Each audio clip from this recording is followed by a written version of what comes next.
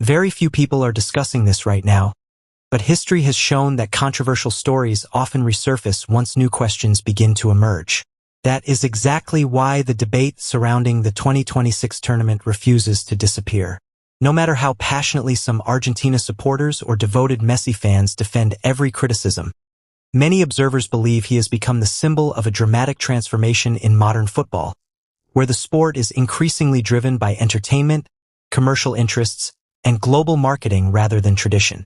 The bigger concern is not one player, but the direction football could be heading if these trends continue. And according to critics, the issue goes far beyond the enormous sums of money flowing through FIFA. They argue that a powerful commercial system is gradually replacing the culture that lifelong football supporters grew up loving. To understand why these accusations have gained momentum, many point to reports claiming that FIFA had every reason to want Messi lifting another World Cup trophy. The argument is that a global superstar winning again would dramatically increase the tournament's commercial value, although others strongly dispute this interpretation. At the center of the debate is FIFA president Gianni Infantino, who critics claim has pursued greater commercial control over the competition than ever before. Some commentators even argue that football's biggest tournament is slowly moving toward a model shaped by private financial interests. Whether that claim is accurate remains heavily debated, but it has sparked serious discussion. The controversy deepens because attention has shifted toward the organizations and financial groups reportedly connected to these long-term business plans. Critics argue that the vision extends far beyond promoting football or bringing fans together, despite FIFA's public statements emphasizing growth and unity. Instead, they believe the sport is becoming part of a much larger commercial strategy aimed at maximizing global influence through football's unmatched popularity. So who do critics believe sits behind these alleged plans involving FIFA, Messi, and the future of the World Cup? Two names are frequently mentioned in these discussions: a company reportedly linked to Donald Trump's extended family, and the financial giant JP Morgan. Supporters of this theory argue that these connections help explain why having one of football's biggest stars continue winning on the world's largest stage would create enormous commercial opportunities. In their view, the objective was not simply celebrating a legendary player, but demonstrating that football can generate extraordinary financial returns in record time. They argue this would strengthen the sport's appeal to major investors and multinational corporations, turning the World Cup into one of the most valuable entertainment properties on Earth. That is why many believe this debate extends far beyond football itself. The questions surrounding the allegations involving Messi, FIFA, Gianni Infantino, and the future commercialization of the World Cup continue to fuel intense debate.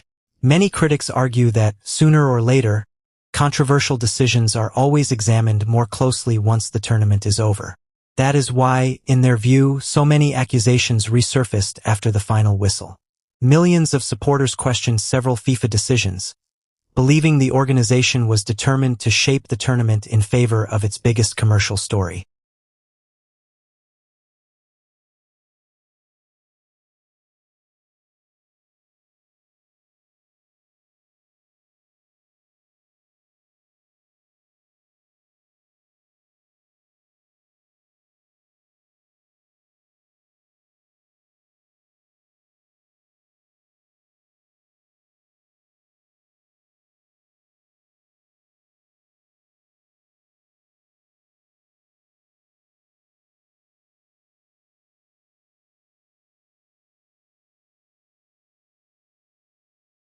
Because behind every major tournament, critics believe the struggle is not only for trophies, but also for influence.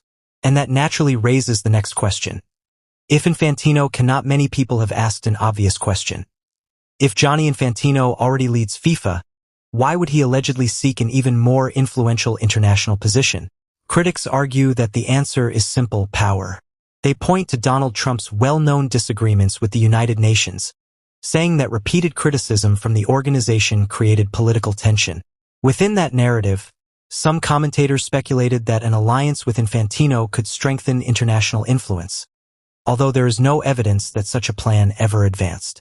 Whether true or not, the discussion reflects a broader belief that influence, rather than money alone, often drives powerful institutions.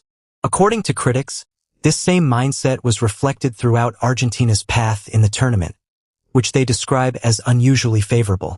They argue that what was once dismissed as speculation gained fresh attention after the International Football Association Board, IFAB, acknowledged that a refereeing decision involving Swiss forward Briel Embolo had been handled incorrectly. The explanation centered on how the laws of the game and VAR protocol should have been applied during the quarterfinal. According to those interpretations, VAR reviews in that situation were intended only to correct mistaken identity, meaning officials could determine which player deserved a caution but could not rewrite the original foul decision to issue a completely new yellow card against another player. Critics therefore argued that the review should only have removed the caution originally shown to Argentine midfielder Leandro Paredes if it was given to the wrong player, rather than transferring the punishment to Embolo. Instead, they claim the referee effectively reversed the entire decision by booking the Swiss attacker, a ruling that immediately became one of the tournament's most debated moments. In their view, the incident represented an incorrect application of the protocol rather than a routine refereeing judgment. The timing only intensified the controversy. Switzerland had just equalized, restoring momentum and putting Argentina under real pressure. Only minutes later, Embolo's dismissal reduced the Swiss side to 10 players for the remainder of the match, dramatically changing the balance of the contest. Critics argue that the sequence of events shifted momentum at the most crucial stage and ultimately favored Argentina. Since then, many have pointed to the governing body's clarification as evidence that the incident deserved far greater scrutiny than it originally received. Whether one agrees with that interpretation or not, the debate has continued to raise difficult questions about officiating standards, consistency, and the role of VAR during football's biggest tournament. For critics, the controversy became another chapter in a much larger discussion surrounding FIFA's leadership and the decisions made throughout the competition. But if the motivation was not simply financial, then why, according to critics, was another Argentina World Cup title considered so important? That question has fueled countless debates ever since the tournament ended. Supporters of this theory argue that the issue extends far beyond one championship, pointing instead to what they believe is a broader effort to reshape the future of world football. In their view, the controversy is not only about individual matches but about the growing influence of commercial and political interests over the sport itself. Throughout the tournament, many Argentina supporters rejected accusations of favoritism, insisting their team earned every result on merit. However, critics argue that later discussions surrounding refereeing decisions and interpretations of the laws of the game renewed questions that had never completely disappeared. They believe those developments strengthened long-standing concerns about whether certain moments unintentionally benefited Argentina during key stages of the competition. According to this viewpoint, Argentina's route through the tournament appeared less demanding than that faced by several other contenders, allowing the squad to remain fresher for the decisive rounds against stronger opposition, including England and eventually Spain in the final.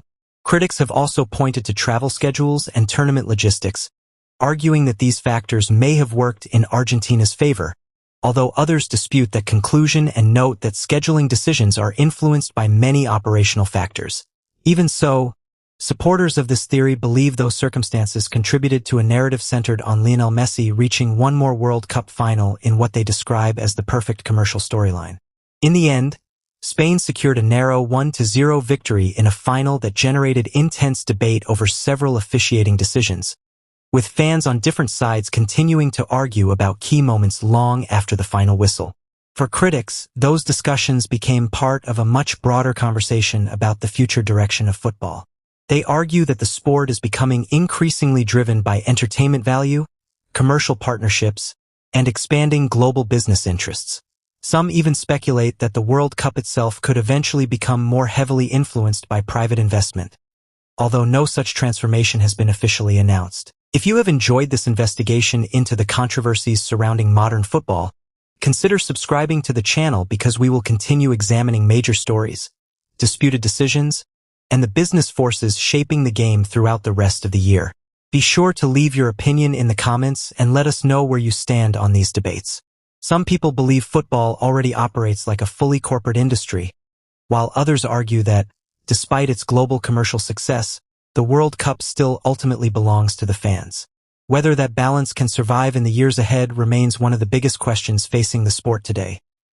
Many critics argue that the 2026 World Cup became one of the most commercialized tournaments in history, with soaring ticket prices leaving countless ordinary supporters unable to attend while benefiting a relatively small group of powerful stakeholders. In their view, football's biggest event increasingly prioritized business over accessibility. Even so, they argue there is one crucial aspect that has not fully shifted into private hands: the governance and decision-making process behind the competition itself. That, they believe, is where the real battle over football's future is taking place. FIFA remains the governing organization responsible for overseeing the global game. Although it is an independent association that organizes international competitions, its authority is still connected to national associations and continental confederations that participate in its decision-making structure. Supporters of reform argue that this system, despite its imperfections, still provides a level of accountability through voting and institutional oversight. Yet critics contend that FIFA already possesses extraordinary influence, extending far beyond the boundaries of sport. They ask what could happen if that influence continued to expand. Those concerns intensified after reports about FIFA's long-term commercial ambitions sparked widespread discussion. Some commentators argued these plans could explain why they believed certain narratives and star players received enormous attention throughout the tournament. Whether those conclusions are justified remains disputed, but the debate has continued to grow. Adding to the controversy, an investigative report published by The Times examined FIFA's broader commercial strategy and described ambitious plans aimed at expanding the organization's global business operations. According to the report, Gianni Infantino sought to strengthen FIFA's commercial reach while building closer relationships with influential political and business leaders, including public appearances involving Donald Trump. The reporting also discussed proposals for new commercial structures intended to manage FIFA's expanding business activities. Critics interpreted those developments as signs that football's governing body was moving toward a more corporate model, focused on attracting major investment and increasing long-term revenues. According to those reports, one proposal involved establishing a separate commercial entity to oversee business operations linked to FIFA's competitions, including the men's and women's World Cups as well as the Club World Cup. Supporters viewed such ideas as a way to modernize the organization, while opponents warned they could place commercial priorities ahead of sporting values. Under that vision, FIFA's leadership would play an even larger role in managing the sport's financial future. Drawing comparisons to the commissioner model used by major American sports leagues, such as the NFL. Critics argue that such changes could fundamentally reshape football's governance by opening the door to greater private investment and a far more commercially driven future for the world's biggest sport. According to critics of FIFA's long-term strategy, the proposed commercial restructuring would move forward only if Gianni Infantino secured another term as president in 2027. Under the reported proposal, a separate commercial entity would oversee business operations and major events, while FIFA itself would continue setting the rules, controlling the international calendar, and governing competitions worldwide. Supporters describe the concept as a way to modernize football's financial model, but opponents argue it could concentrate even more influence within the organization's leadership. Reports have suggested that one proposal would reserve a portion of ownership for national football associations, giving them a direct financial stake in the commercial venture, while additional shares could be offered to outside investors. Critics argue this would fundamentally change the relationship between football's governing bodies and the business interests surrounding the sport. Media reports have also linked firms such as Tribe Capital and financial institutions including JP Morgan to discussions about potential investment or advisory roles, although the exact nature and outcome of any such involvement remain the subject of public reporting and debate. For critics, these reported connections raise difficult questions about the growing role of major financial institutions in football's future. They argue that the public message emphasizes investment, development, and support for national federations, while the underlying objective is to build an even larger commercial enterprise around the world's most popular sport. Supporters of the proposals, however, contend that additional investment could provide greater resources for football development across every continent. The debate ultimately centers on who should benefit most from football's enormous global success. Another point raised by critics concerns governance. They argue that if commercial power becomes increasingly concentrated within a smaller leadership structure, accountability could become more limited than under the current model. Supporters disagree, noting that FIFA's existing governance framework and member associations would continue to play an important role in oversight. Whatever the outcome, the discussion reflects a broader concern shared by many football fans. Whether the sport's future will continue to prioritize sporting values or become increasingly shaped by commercial and financial interests. That question remains at the center of one of the biggest debates surrounding the future of the World Cup. No federation will ever have enough influence to replace him or rewrite the rules overnight. According to this narrative, Infantino's ambitions go far beyond simply generating more revenue. His real objective is to expand his authority and strengthen his influence across football and even over governments around the world. But what does all of this supposedly have to do with Messi and Argentina? The answer, according to these claims, is surprisingly straightforward. JP Morgan is portrayed as the financial engine behind major investments, accused of helping control Argentina's wealth and natural resources while maintaining close ties with the country's political leadership. The theory argues that this banking giant was pulling many of the biggest strings behind the scenes. From this perspective, Argentina winning the World Cup would keep millions of people emotionally invested in football, creating the perfect distraction while powerful interests continued benefiting from the country's resources. As for Lionel Messi, he was allegedly being positioned as FIFA's greatest global icon, the face of modern football for years to come. And what greater reward could there be than eventually becoming one of FIFA's most influential shareholders? Imagine an active superstar competing on the field while also owning part of the business that profits from the tournament itself. Critics would call that a clear conflict of interest. Winning consecutive World Cups would have opened the door for Messi to appear in an unprecedented 7th World Cup, a dream that became far more difficult after Spain's remarkable victory, although not completely impossible. But what happens next is where the story takes another dramatic turn. From the very beginning of the previous tournament, many believed they witnessed signs that, even before securing absolute control, Gianni Infantino was already close to delivering Messi another World Cup triumph. They also argue that he demonstrated how easily football's long-standing traditions and regulations could be reshaped whenever they aligned with his broader ambitions. We previously explored claims that this favoritism originated from political support exchanged between Infantino and the Argentine Football Association during the decisive FIFA elections of 2016. According to this narrative, those relationships extended far beyond football. It alleges the existence of mutual understandings involving Donald Trump's administration, accompanied by significant commercial agreements connected to members of his family. The theory claims that the world's most popular sport was gradually being handed over to powerful investors linked to influential Trump-associated business circles working alongside major financial institutions like JP Morgan. In the end, the allegation is that Infantino has been positioning himself as the undisputed center of global football, while national federations are reduced to little more than partners collecting around $20 million each year in exchange for supporting the expanding network of business interests and political influence surrounding future World Cup tournaments, all increasingly directed by billionaire power brokers. Private investors remain the biggest unanswered question. If the 211 member federations collectively own only around 20% of this new corporate structure, then who exactly holds the remaining 80%? And remember, whoever controls more than half of the shares ultimately controls the decisions, the direction, and even the power to reshape the rules while collecting the overwhelming majority of football's enormous financial rewards. According to this narrative, Infantino's long-term vision is to transform FIFA into a machine capable of generating nearly $10 billion every single year. He insists those revenues will be shared across the football world. Yet many critics remain deeply skeptical, believing that once the federations approve the framework, the statutes and regulations could gradually be rewritten, allowing Infantino to secure virtually permanent authority over world football, while those at the top continue earning multi-million-dollar annual incomes, all built upon the unmatched passion of millions of supporters across the globe. Following FIFA's explosive announcement, the only organization openly challenging what critics describe as corruption, conflicts of interest, and closed-door agreements was UEFA.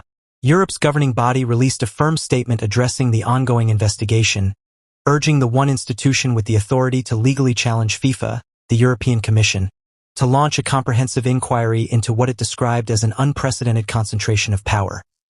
According to these allegations, Infantino has been working closely with influential American business figures behind the scenes. UEFA's statement emphasized that the matter deserves the highest level of attention and insisted that every national association, together with all major stakeholders, should treat the issue with equal seriousness. That includes domestic leagues, professional clubs, current players, loyal supporters, public institutions, and anyone genuinely concerned about the future of the sport. The organization argued that football's governance and identity should never become commercial commodities to be bought and sold, particularly when there is little transparency surrounding who ultimately benefits from the financial returns. Football belongs to everyone, they argued, and therefore it cannot simply become an asset for FIFA to market at will. After the conclusion of the 2026 World Cup, many observers claimed Infantino no longer attempted to hide his political alignment, appearing increasingly close to Donald Trump and influential figures within the American establishment. With the tournament producing enormous financial success, many participating nations appeared satisfied with the outcome. As a result, many believe his path toward re-election in 2027 has become significantly stronger, potentially accelerating the transformation of FIFA into a far more corporate-driven institution. According to this theory, however, none of these developments happened overnight. The groundwork was supposedly laid years earlier, possibly even before the global pandemic, as prominent American investors with NFL connections steadily acquired ownership stakes in several of Europe's biggest football clubs. For now, the story continues to unfold. The next chapter may reveal what some believe is an uncertain future for world football, a future that could change dramatically over the months ahead, not only on the field, but far beyond it. The real decisions, according to this narrative, are no longer made where the ball is kicked, but inside private boardrooms where powerful figures shape the media narrative and influence the future of a sport followed by billions. Now the bigger picture begins to emerge. Many critics describe FIFA as being caught in an enormous network of corruption, carefully wrapped in promises that sound attractive on the surface. Listen to the pitch. Sell a share of the World Cup, generate billions in fresh revenue, distribute larger payments to confederations, increase funding for national associations, and convince everyone that every federation will benefit. According to these allegations, that is how the system wins support. The promise of larger financial rewards encourages federations to surrender more and more authority to Gianni Infantino. When you examine the claims more closely, many point to major American investors, including individuals connected to Donald Trump and his family, as key financial backers behind these ambitious projects. Supporters of this theory argue that it explains why Infantino received so much public praise before the tournament even began. From symbolic awards celebrating his leadership to repeated visits to the White House where critics believe important business discussions were taking place away from public attention. Once the tournament was over, countless supporters voiced frustration about unusual kickoff schedules and the frequent hydration breaks that interrupted the rhythm of matches. Many believed those pauses existed primarily to maximize television advertising revenue, benefiting broadcasters while turning football into an even larger commercial enterprise. According to critics, every extra commercial break chips away at the spirit that made the sport so beloved around the world. And that is where they believe the greatest danger exists. Once powerful investment groups gain enough influence, they argue football itself could gradually become another corporate asset controlled by financial interests instead of the fans. Yet many people still refuse to believe that possibility. Looking back, some commentators continue to describe the 2026 World Cup as one of the most controversial tournaments the sport has ever witnessed. They point to the allegations surrounding Argentina, Lionel Messi, and several disputed moments throughout the competition as reasons why so many questions continue to be raised. Supporters of Argentina strongly reject those accusations, while critics insist the controversies cannot simply be ignored. According to this viewpoint, the events surrounding the tournament reinforced suspicions about what Infantino was ultimately trying to accomplish, even though Spain's victory disrupted what some believe had been a much larger plan. But this story is far from finished. In the coming weeks, we will continue examining these developments because tensions surrounding the issue appear to be rising rapidly. Many believe the controversy is approaching a breaking point, and pressure to remove Infantino from office will only continue growing as critics accuse him of causing lasting damage to world football. If you've stayed with us until the very end, you already know what comes next. Be sure to subscribe so you never miss our latest football investigations and in-depth analysis.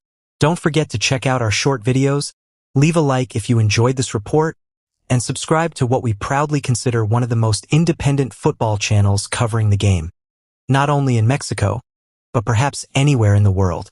Until next time, stay alert, keep asking questions, and we'll see you in the next video. Goodbye.